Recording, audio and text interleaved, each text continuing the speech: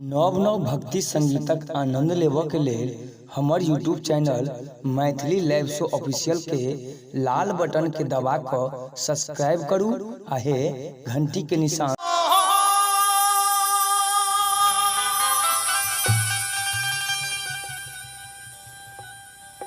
हनुमत अचराज देखनी अरे लंका नगर में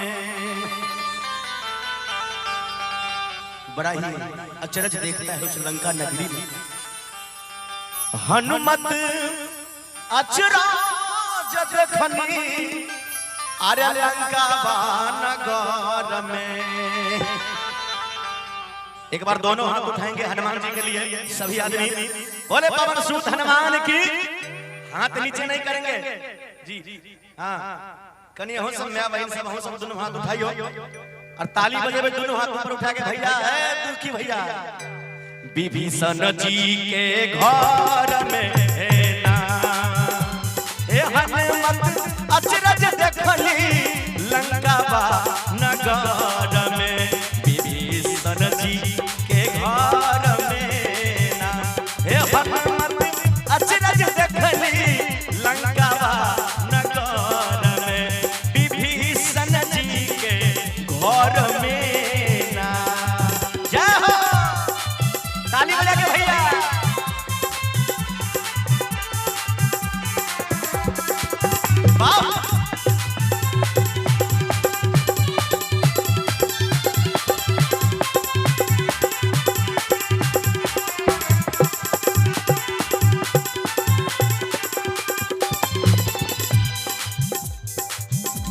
हनुमान जी आगे क्या देखते हैं। देख ले तुलसी के गाछ मन में सोचिया के पाछ।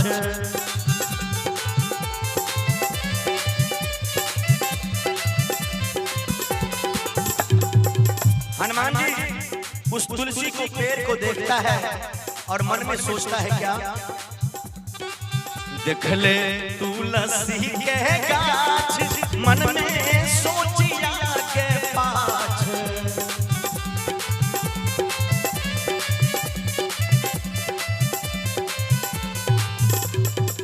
देख ले तुलसी के गाछ मन में सोचिया के पाछ।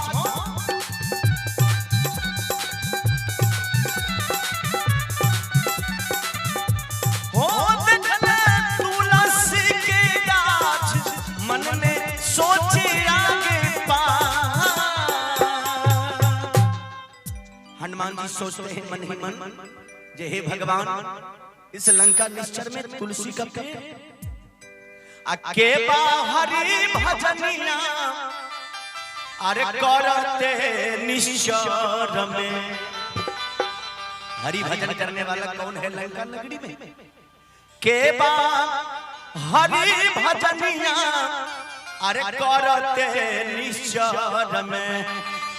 विभीषण जी के घर में के बाहरी भजनिया करते निश्चर में।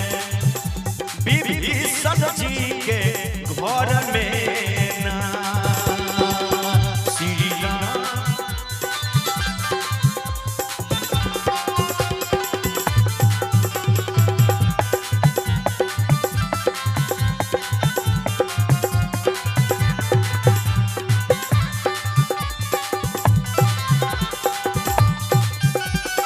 बहुत बढ़िया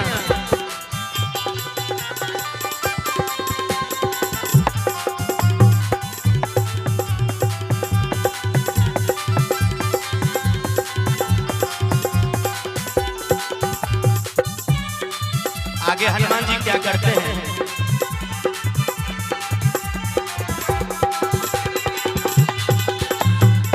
जय हो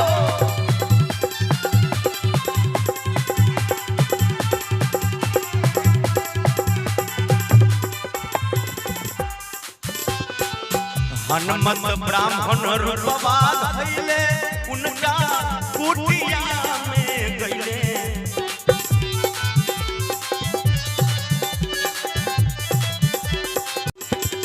हनुमत ब्राह्मण रूपवा धैले उनका कुटिया में कैले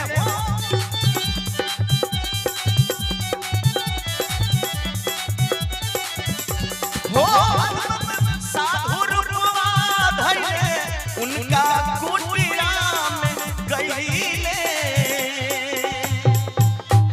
साधु गुरु बन के हनुमान जी उस कुटिया के नजदीक में जाते हैं और उनसे पूछते हैं क्या जाके परिचय पूछे जाके परिचय पूछने अरे नरमीते बर में बिल्कुल कोमल भाव में नरम भाव में उस कुटिया के नजदीक में जाते हैं और बोलते हैं कि भाई आप कौन हैं जाके परिचय पूछले अरे नरमीते बर में ए भैया विभीषण जी के जाके परिचय पूछले नरमीते बर में विभीषण जी के घर में ना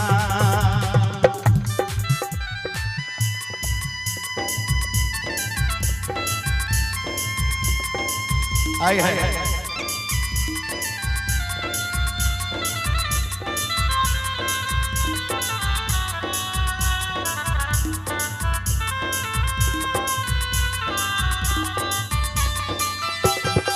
ए हरिना जय हो संतोष हो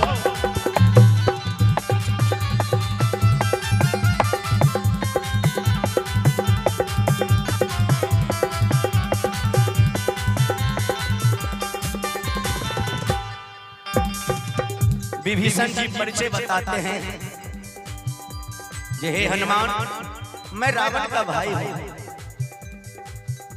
मैं हरि भजन से ज्यादा प्रीत रखता हूं मैं हरि भजन में ज्यादा मन लगाता हूं हमर विभीषण हउए ना भजन करि सुबह शाम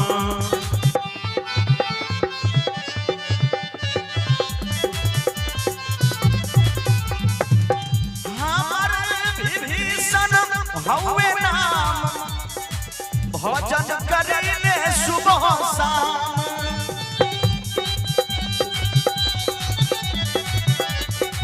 ओ हमर विभीषण हउए नाम भजन करेले सुबह शाम